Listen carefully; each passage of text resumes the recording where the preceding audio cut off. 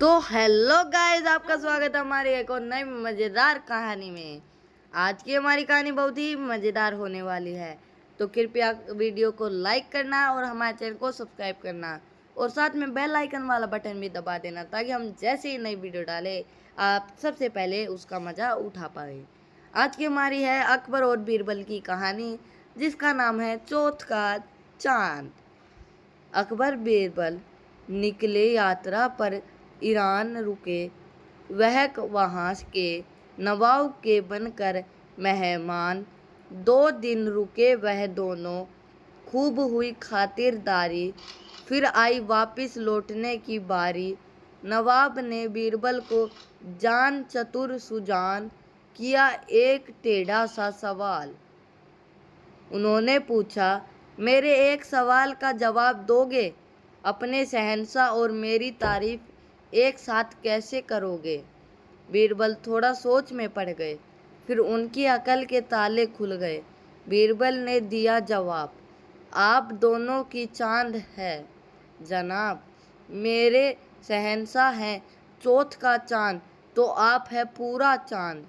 जवाब सुनकर ईरान के नवाब बेहद खुश हो गए, लेकिन अकबर उस समय कुछ न बोले, गुमसुम हो गए। रास्ते भर अकबर रहे, बीरबल से बेहद खफा।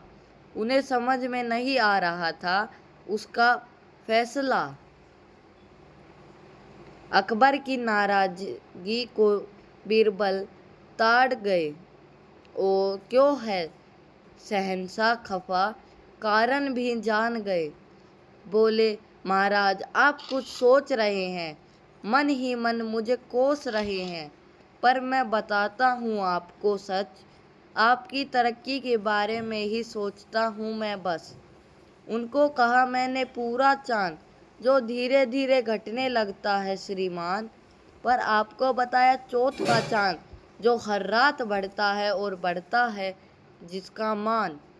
आप तो बढ़ते ही जाएंगे और जगह जगह अपना मकाम बनाएंगे। अब कहिए तो सही, मैंने कौन सी गलत बात कही? बीरबल की बात सुनकर अकबर मुस्कुरा दिए। एक बार फिर बीरबल की अकल का लोहा मान गए। ऐसे थे बादशाह अकबर के नवरत्न बीरबल। मुगल बादशाह अकबर का नाम आए और बीरबल की बात न निकले, ऐसे हो ही नहीं सकता। बीरबल की विनोद प्रियता और बुद्धि चतुरता ने न केवल बादशाह अकबर बल्कि मुगल साम्राज्य की प्रजा का भी मन मोह लिया था। लोकप्रियता में बीरबल का कोई सानी नहीं था। वे उच्च कोटि के प्रशासक और तलवार के धनी थे, पर शायद जिस गुण के कारण वे बादशाह अकबर को परम प्रिय थे, वह गुण था उनका उच्च कोटि का विनोद होना। वैसे तो बीरबल के नाम से प्रसिद्धि थे, परंतु उनका असली नाम महेश दास था। ऐसा विश्वास किया जाता है कि यमुना के तट पर बसे त्रिविक्रमपुर अब तिकवापुर के नाम से प्रसिद्ध एक निर्धन ब्राह्मण परिवार में पैदा हुए थे, लेकिन अपनी प्रतिभा के बल पर उन्होंने बादशाह अकबर के दरबार के नवरत्नों में स्थान प्राप्त किया था।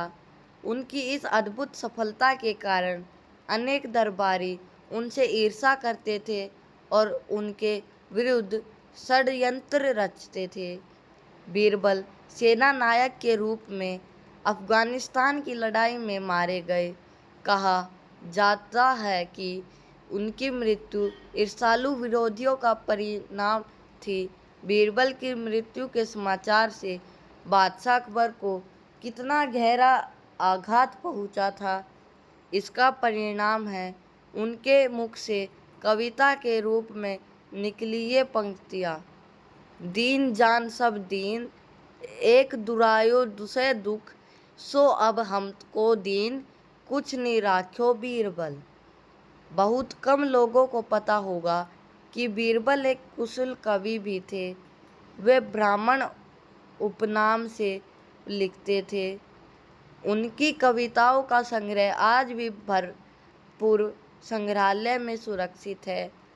बादशाह अकबर के लिए बीरबल सच्चे सखा, सच्चे संगी थे। बादशाह अकबर ने नए धर्म दीन ए इलाही के मुख्य 17 अनुयायियों में यदि कोई हिंदू था तो वे अकेले बीरबल।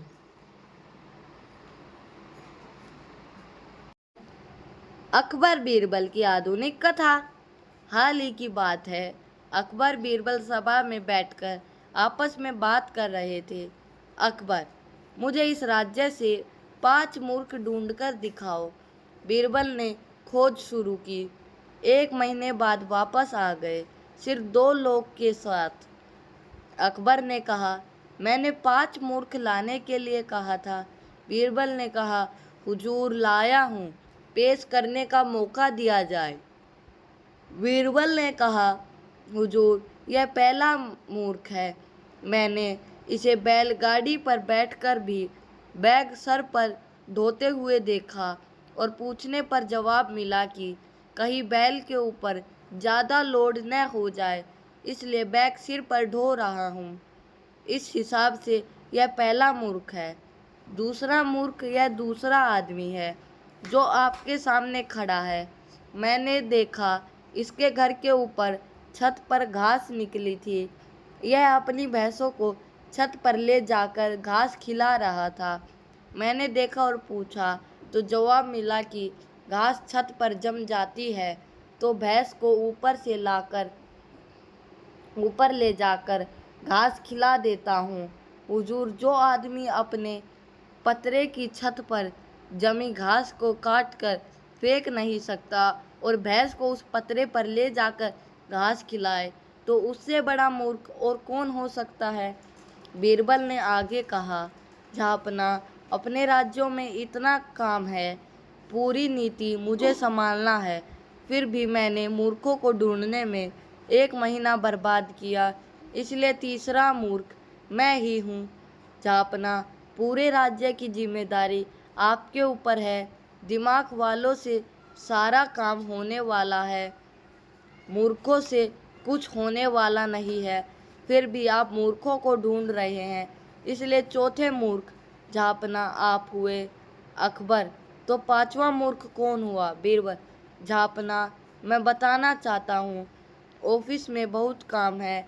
दुनिया भर के काम धाम को छोड़कर, घर परिवार को छोड़कर, बीवी बच्चों पर ध्यान न देकर और व्हाट्सएप और फेसबुक पर जो लगा है, और 5वां मूर्ख ढूंढने व जानने में जिसने अपना समय बर्बाद किया, मेरे हिसाब से 5वां मूर्ख वही है।